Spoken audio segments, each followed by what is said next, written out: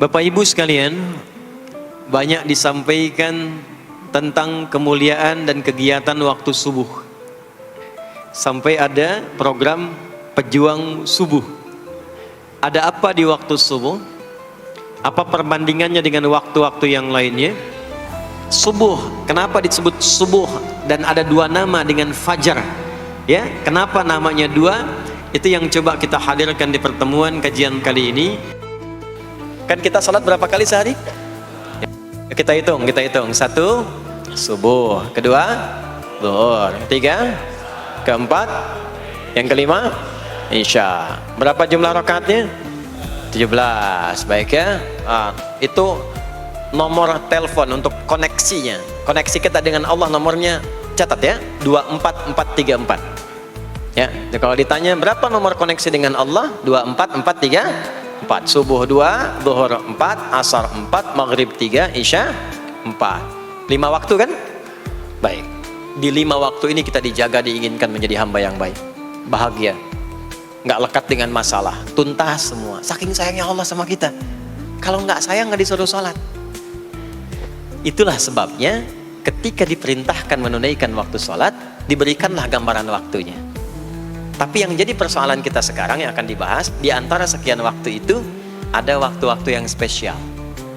Ada waktu-waktu yang spesial. Dari mulai subuh ke isya itu, ada yang dispesialkan oleh Allah karena ada bonus berlipat di dalamnya. Waktu apakah itu? Mari kita bacakan dulu mulai dengan Quran surah kedua ayat 238. Paling kanan sebelah atas di mushaf standar. A'udzubillahi minasyaitonirrajim. Bismillahirrahmanirrahim. Hafizu 'alas salawati was salatil wusta wa qumu lillahi qanitin. Hafizu. Kalau Bapak Ibu lihat mushaf terjemah, diterjemahkannya dengan jagalah. Jagalah itu ihfazu, hafidha yahfaz. Tapi kalau ada alif setelah hafizu, itu berarti fi'il madhinya, past tense-nya, akar kata kerjanya hafadha, yuhafidhu. Alifnya mufa'alah, bermakna saling. Jadi mengartikannya begini, hafizu 'alas salawati. Hei, hendaklah kalian saling menjaga waktu sholat. Kalau saling itu sendirian atau banyakan? Banyakan. Jadi kalau bapak di rumah ada 5 orang, bapak, ibu, dan 3 orang anak, maka jangan sholat sendirian pak. Ingatkan anaknya, ingatkan istrinya. Istri bangun duluan, ingatkan suaminya. Makanya waktu sholat itu, maaf, jangan cuma disandarkan pada azan yang kita dengar di masjid, harus hafal. Bahkan nanti gini, di Quran surah keempat ayat 103 itu, di ujung ayatnya, itu ada penanda ciri standar orang beriman. Maaf, kita tanya dulu nih, kita beriman tidak hari ini? Halo, beriman? Hati-hati ya, karena kata Nabi ada yang subuh beriman, sorenya sudah kufur tuh. Ya, yusbihu mu'mina wa yumsi kafira. Hati-hati ya. Yuk, apa ciri orang beriman tuh? Iman itu konfirmasinya bisa didapatkan satu melalui suara adzan. Adzan itu sama dengan penanda waktu sholat. Tahu dari mana iman itu bisa dicek dengan suara adzan? Quran surah ke-8 Al-Anfal di ayat yang kedua. Innamal mu'minuna alladzina idza dzukirallahu wajilat qulubuhum. Sungguh insan beriman itu ciri standarnya bisa dilihat. Kalau disebutkan nama Allah, ada konfirmasi iman dalam hatinya. Jadi iman itu letaknya di kolbu. Nanti konfirmasinya lewat suara adzan, dipanggil, disebutkan nama Allah. Makanya disebutkan nama Allah 5 kali dalam sehari untuk mengecek iman ada nggak dari subuh sampai isya. Ya, Allahu Akbar, Allahu Akbar. Ada getaran di hati kita, sudah adzan. Nah itulah iman. Itulah iman. Makanya orang yang punya iman dengan yang belum punya iman akan beda getarannya. Ini hanya dimiliki oleh orang yang punya iman saja. Yang belum punya iman nggak bisa, nggak punya itu. Allahu Akbar, Allahu Akbar. Surah apaan nih? Toanya kencang banget, ya. Tapi kalau orang beriman, Allahu Akbar, Allahu Akbar, ya Allah sudah adzan. Itu konfirmasi itu. Nanti semakin tinggi imannya, bahkan ada yang orang sudah menunggu sebelum tiba waktunya. Tadi subuh jam 4:13 di sini, ada yang nunggu dari jam 3 padahal belum dipanggil. Ya, Masya Allah. Allahu Akbar, Allahu Akbar. Azan, ingat dia. Nah, itu ciri beriman, cuman imannya standar. Jadi bukan iman yang kuat, standar. Kuat belum, lemah tidak. Jam 4:09, jam 3 sudah bangun. Nunggu itu iman yang kuat. Masya Allah. Ada yang baru subuh dan nunggu isya. Tunggu. Kuat. Ada yang sudah qomat, sudah la ilaha illallah, belum kepanggil, dipanggil 4:09, dia baru bangun jam 9:04.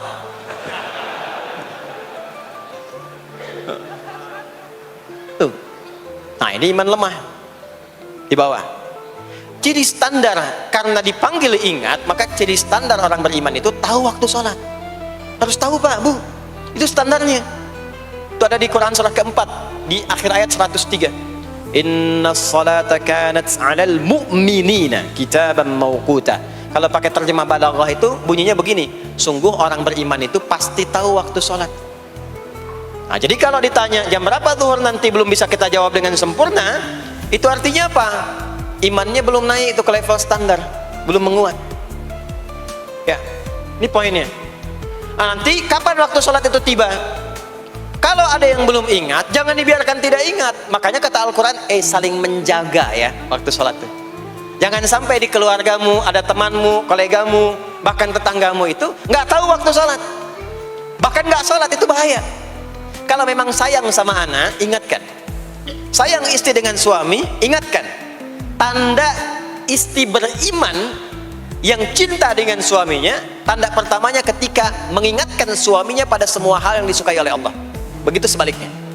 Maka kata Al-Quran, hafidhu, saling menjaga waktu sholat. Sholat fardu itu ada berapa?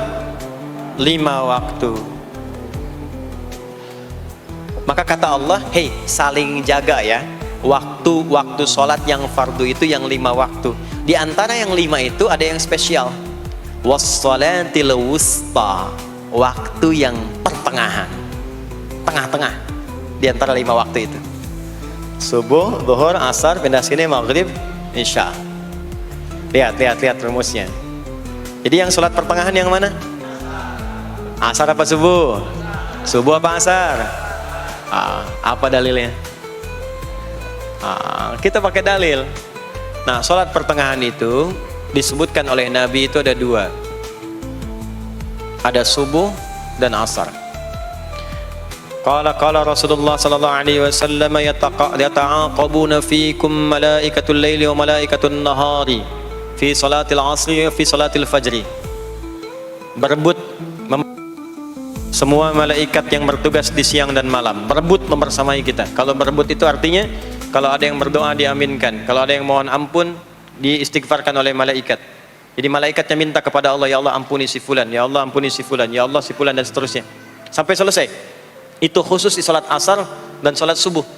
Sampai kemudian thumma yas'aduna ila sama. Kemudian mereka, para malaikat itu kembali bertugas masing-masing, lalu Allah mengonfirmasi kepada mereka untuk menunjukkan kebenaran tugas malaikat yang tidak bermaksiat. Allah Maha tahu tentang hambanya, Maha tahu. Tapi Allah ingin menunjukkan kepada kita apa yang benar dari lisan malaikat itu, yang nggak pernah berdusta. Ya, maka Allah bertanya kepada malaikat, bagaimana keadaan hambaku ketika engkau tinggalkan? Maka disampaikan oleh malaikat itu, ya Allah, aku meninggalkan hambamu si fulan, dia sedang menunaikan ibadah, dia sedang sholat kepadamu, dan khusyuk berdoa, dan seterusnya. Maka apa jawabannya? Saksikanlah, ketika malaikat menyampaikan sedang ibadah, maka turun bonus dari Allah untuk mengampuni dosa si hamba itu. Itulah manfaatnya waktu pertengahan. Waktunya disebutkan di hadis ini asar dan subuh. Antara asar dan subuh itu masih ada yang unggul, ada yang istimewa lagi. Apa yang istimewa? Antara asar dan subuh yang istimewa terletak di subuhnya. Jadi dari 5 waktu ini, yang pertengahan asar dan subuh, karena amal di bawah ditunjukkan untuk mendapatkan penilaian langsung dari Allah seketika dan memberikan jawaban dari apa yang kita inginkan, asar dan subuh. Tapi dibandingkan asar dengan subuh, gila keduanya dibandingkan, dua-duanya mulia. Maka subuh punya kemuliaan yang tidak dimiliki oleh asar. Ya, makanya nanti asar bisa bertemu dengan zuhur, masih ada jama, masih ada qasar. Maghrib ketemu isya, masih ada jama, ada qasar. Ya, tapi subuh nggak bisa di jama, nggak bisa di qasar. Ya, makanya subuh letaknya jauh, ke isya jauh, ke zuhur jauh. Ya, saya mau jamaah. Ya, jama antara isya dengan subuh biar nanti bangunnya sekalian gitu, nggak bisa. Ya, maghrib masih bisa dijama dengan isya, isya dikosor dari 4 jadi 2. Maghrib nggak bisa dikosor karena 3 nggak mungkin jadi 1,5. Ya, zuhur udah 2, masa mau dikurangin lagi? Subuh udah 2, nggak mungkin dikurangi lagi. Maka dari itu subuh menyendiri sendiri. Nah, ada apa kemuliaan di subuh itu? Maka turunlah Quran surah ke-17 ayat 78 yang tadi saya bacakan di awal. Aqimis salata liduluki syamsi ila ghasaqil lail. Sampai sini zuhur sampai isya. Duluki syamsi tergelincir matahari itu zuhur. Sampai ghasaqil lail tiba malam itu isya. Lalu ditutup ujungnya wa qur'anal fajr. Khusus untuk subuh itu ditambahkan selain sholat ada bahasa Quran di Quran sendiri. Khusus untuk subuh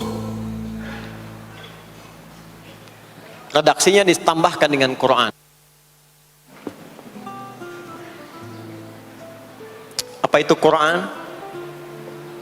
Halo, apa itu Quran? Kalau tidak tahu cepat katakan wallahu a'lam. Apa itu Quran? Wallahu a'lam. Ada Quran, ada Al-Quran. Kalau yang disebut Al-Quran itu mutlak firman Allah. Dari mulai Al-Fatihah sampai An-Nas. Ya, itu Al-Quran. Kalau disebutkan Quran tanpa alif lam, maka yang dimaksudkan bacaan secara umum. Apakah itu Al-Quran, doa, istighfar, semua bacaan itu Quran. Kemuliaan sholat subuh itu dimulai sejak waktu fajar, matahari mulai keluar sinarnya untuk membelah gelapnya malam, itu sinarnya disebut dengan fajar. Nanti subuhnya saya terangkan di akhir. Sinarnya membelah kegelapan malam, fajar shadiq. Maka pada saat itu bukan hanya sholatnya yang punya keistimewaan seperti sholat asar tadi, tapi semua bacaannya langsung dijawab seketika oleh Allah Subhanahu wa ta'ala, dipersaksikan oleh seluruh malaikat dan dijawab langsung oleh Allah Subhanahu wa ta'ala. Jadi kalau Anda berdoa, maaf, doanya lebih cepat terkabul kalau dipanjatkan dengan cara yang benar dan khusyuk. Kalau Anda istighfar, langsung dijawab. Kalau kita baca Quran, pahala langsung dituliskan berlipat. Itulah kemuliaan waktu fajar. Jadi Allah sendiri yang menyampaikan, bukan cuma sholat yang penting, semua bacaannya itu langsung didengar, langsung direspon, langsung dipersaksikan. Karena itu ada anjuran bahkan dari Al-Quran, dan ini dikerjakan oleh semua sahabat. Saking pentingnya sholat subuh itu, waktu fajar itu, bahkan mereka bangun dan menunggu sebelum tiba fajar. Maka disitulah muncul kemudian tahajud. Maka muncullah kemudian istighfar sebelum waktu subuh. Ya, ada amalan. Ini saya mau kasih rahasia ya. Tapi tolong jaga, ini antara kita saja di sini. Ya, rahasia. Ada waktu sebelum subuh. Cuman 15 sampai 20 menit kurang lebih. Ingat ya, kalau dikonversi sekitar 15 sampai 20 menit waktunya. Namanya waktu sahar. Sahar, jamaknya ashar. Jamak itu karena setiap hari oleh Allah dikasih itu. Rahasianya di mana? Bapak Ibu, ini waktu yang paling cepat untuk terkabulnya doa. Anda mau minta apa saja, hadisnya qudsi. Ibadi, kata Allah, hambaku, siapapun yang bermohon sekarang aku kabulkan, yang minta aku berikan. Wa man istaghfara li ghafartu lah. Siapa yang minta ampunan, istighfar, aku ampuni dia sekarang juga. Baik, Bapak Ibu, begini saya tanya nih, kalau ditawarkan minta apa saja diberi, ya, terus minta ampun juga diampuni, pilih mana? minta apa saja diberi, mau minta apa saja, atau mau minta ampunan istighfar? Pilih mana?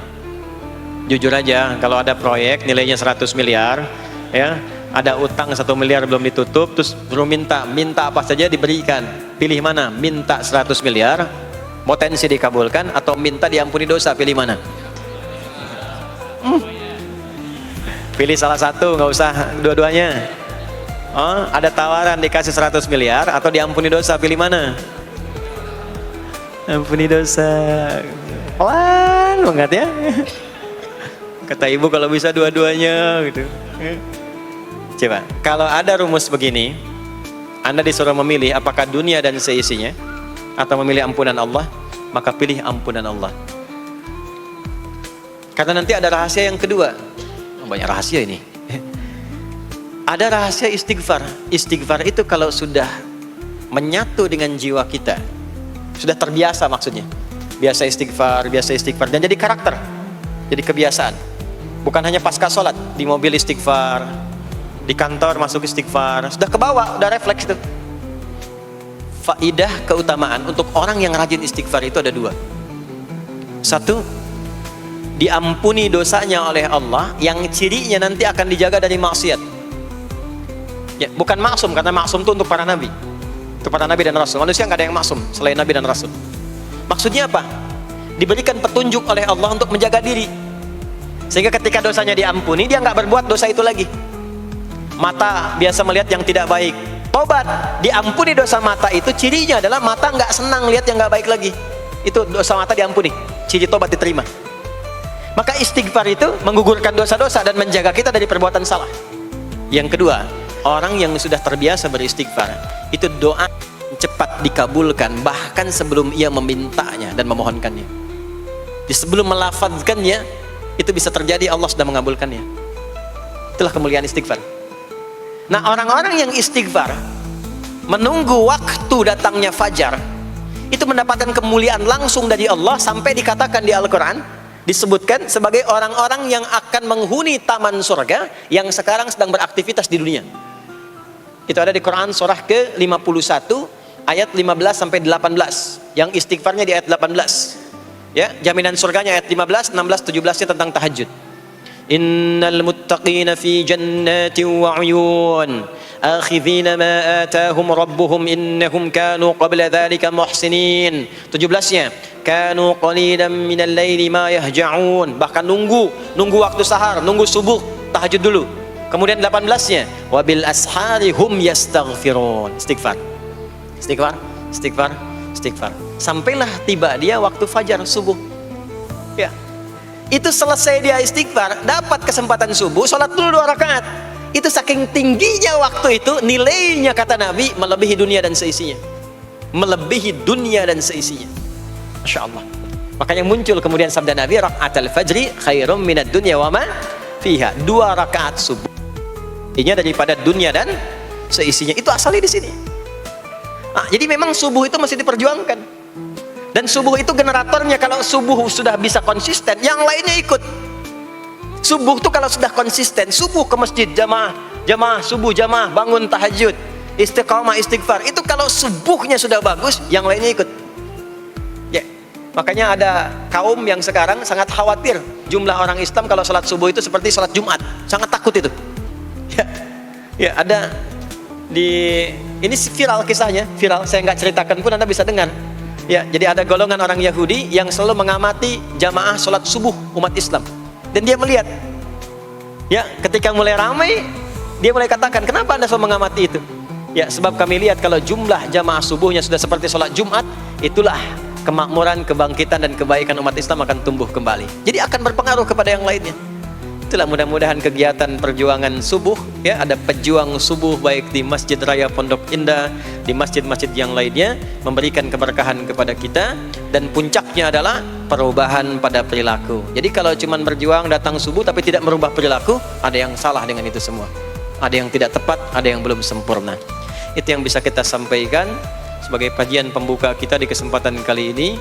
Mudah-mudahan ada manfaat yang bisa kita dapatkan. Kesimpulannya adalah salat adalah inti amalan kita yang bisa merubah alur kehidupan kita dunia dan akhirat. Salat kunci kebahagiaan, salat kunci kesuksesan, salat kunci datangnya rahmat Allah Subhanahu wa taala. 2, Allah meminta kita menunaikan salat 5 kali dalam sehari untuk memudahkan semua urusan kita di setiap waktu dalam sehari itu. Dan yang ketiga, di antara sekian 5 waktu itu ada waktu-waktu yang istimewa, yaitu asar, dan yang paling istimewa adalah subuh ataupun fajar. Mudah-mudahan kita bisa konsisten menunaikan dan menjaga waktu salat itu sampai kita pulang kepada Allah dalam keadaan husnul khatimah.